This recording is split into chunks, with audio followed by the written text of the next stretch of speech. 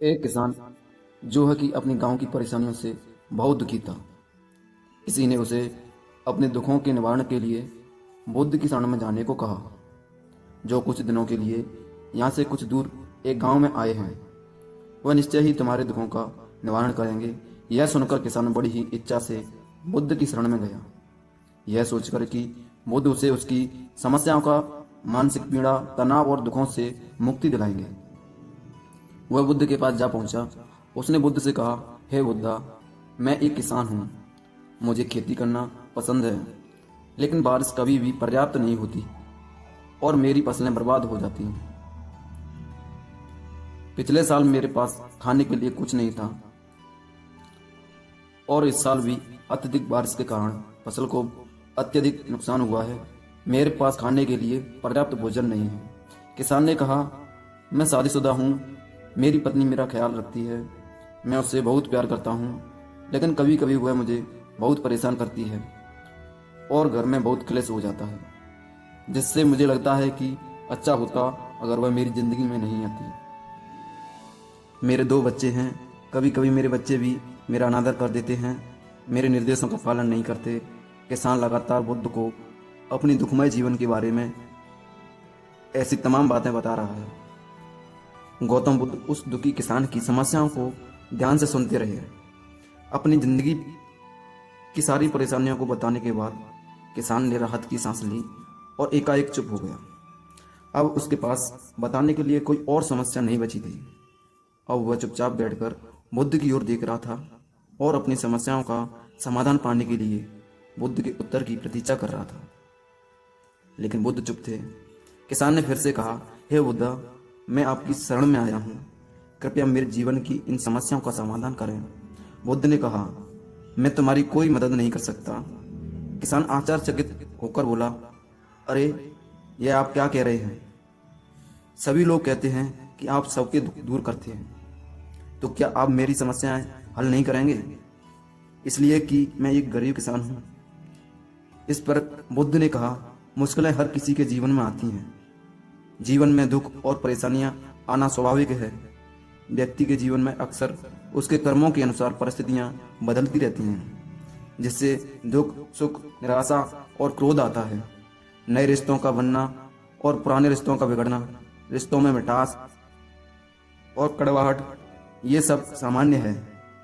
यह सब साधारण सी बातें हैं और यह जीवन का हिस्सा है तथा यह जीवन का चक्र है।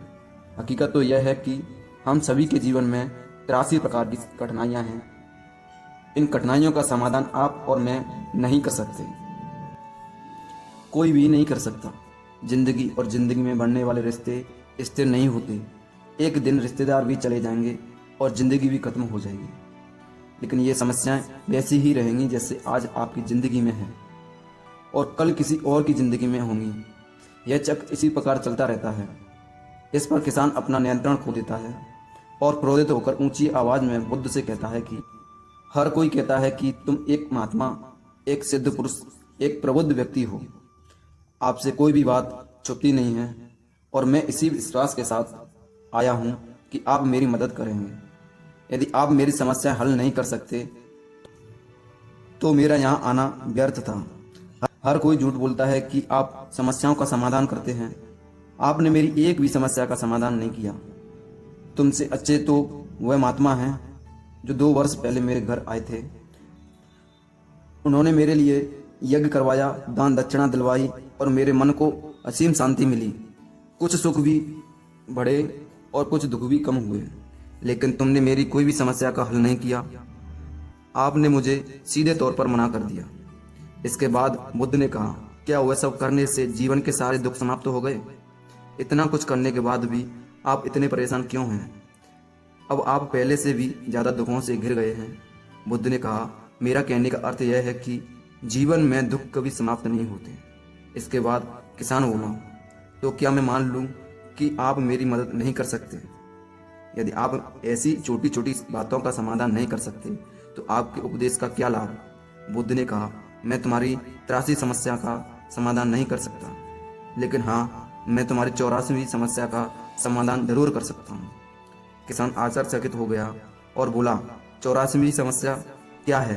बुद्ध ने कहा, यानी कि आप अपने जीवन में कोई समस्या नहीं चाहते।